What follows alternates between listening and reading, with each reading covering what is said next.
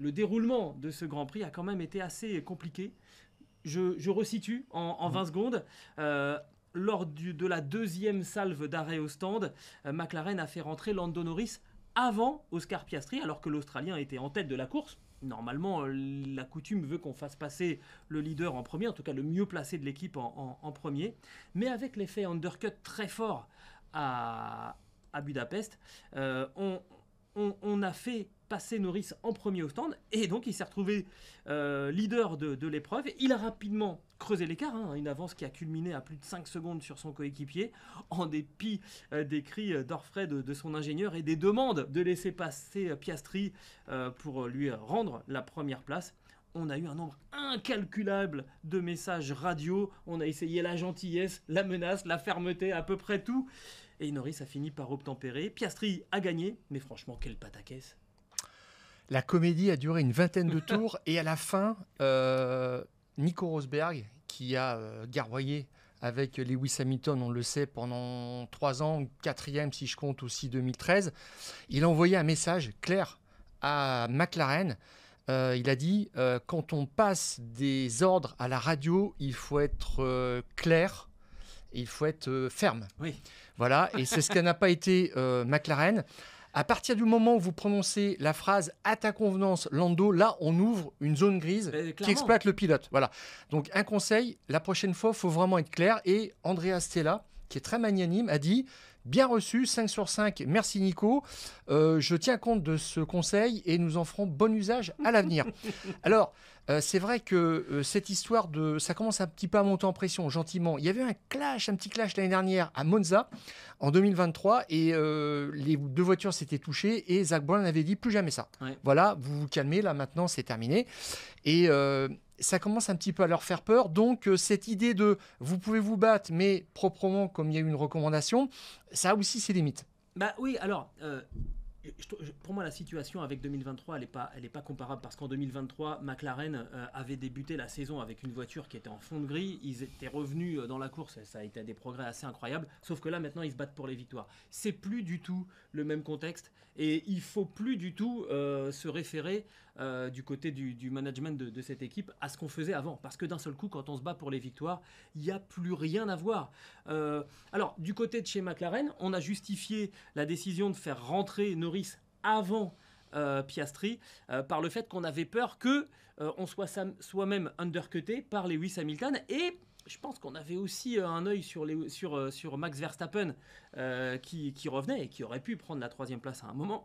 On va y revenir un peu plus tard. Et il voulait donner 1 ou 2 tours de marge supplémentaire à Piastri parce que la fin de course leur faisait peur. Oui. En termes de dégradation des pneus, d'usure, etc., ce qui n'a pas vraiment été le cas. Non, c'est clair. Mais je ne sais pas si effectivement ça ne les a pas surpris de ce côté-là. Et là, il y avait une sorte de piège dans lequel Lando Norris est tombé, parce que, à mon avis, alors c'est toujours facile, le lundi, je sais bien de revenir, mais il aurait dû, dès le retour en piste de Piastri, qui se retrouvait donc 2e, rendre la place de leader à Oscar Piastri et ensuite l'attaquer. On avait eu le message quelque temps, je crois que c'était sur le 2e relais, vous pouvez vous attaquer tout en restant intelligent. Donc, vu le rythme qu'il avait, il aurait très bien pu repasser Piastri à la régulière et aller chercher cette victoire qui lui tendait les bras. Au lieu de ça, il a creusé l'écart. Il avait plus de rythme, c'est clair. Donc il a creusé l'écart en se disant qu'on se fatiguerait du côté du Muret de lui demander de rendre la place, et que quelque part, il mettrait l'équipe devant le fait accompli et que ça serait comme ça.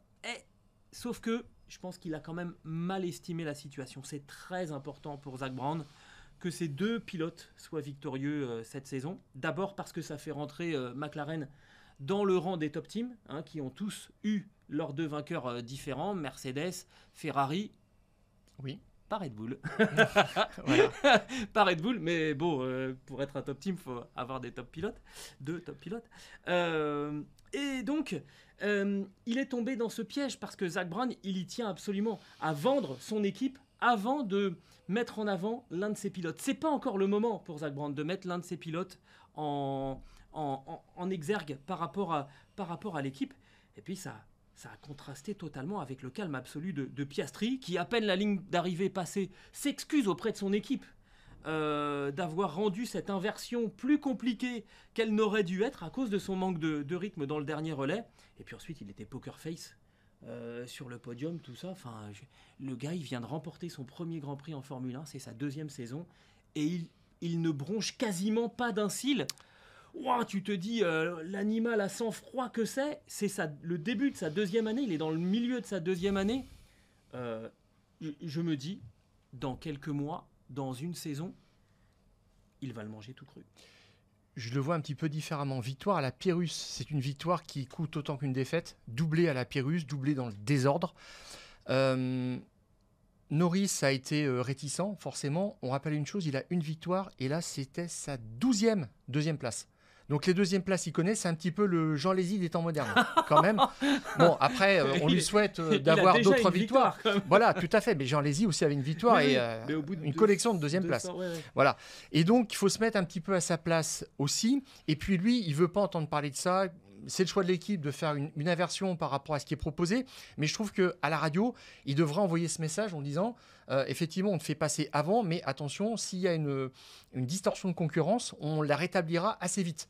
Et il y a eu cette histoire après de à ta convenance, Lando. Alors là, c'était s'acheter des problèmes dans tous les sens. Évidemment. Et j'ai trouvé ça quand même assez pathétique. Ces 20 tours de comédie, de oui, mais non, je suis là, je creuse l'écart, il a qu'à me rattraper. Et c'est vrai que c'était le message. Oui. Parce que finalement, si ça se fait assez vite. Sportivement, ça se justifie. Hein. Oui, mais si ça se fait assez vite, Piastri, à l'arrivée, il peut toujours dire moi, j'étais moins rapide à ce moment-là, mais l'inversion était logique et on ne sait pas ce qui aurait pu se passer après. Mais Norris, là, il met du poing sur la table en disant je suis leader. Et il faut rappeler une chose, c'est qu'il a en tête le titre mondial. Donc là, ce qu'il dit, c'est vous me croquez 7 points aujourd'hui. Lui, voilà. Là, eh ben, tu vois, moi je prends le fait de maintenir cette inversion comme un message quelque part implicite de la part de Zak Brown et de l'équipe McLaren. En gros, on ne croit pas aux chances de Lando Norris d'aller chercher Max Verstappen au niveau du classement. Sinon, clairement, ça justifiait qu'on laisse les positions en l'état, qu'on fasse gagner Lando Norris, parce que là, il se retrouve avec 76 points de retard sur Max Verstappen au championnat, sachant qu'il reste 11 Grands Prix à négocier, c'est jouable, mais il en aurait eu que 69 si on avait inversé les places. Donc, pour moi, il y a un message implicite, on n'y croit pas totalement.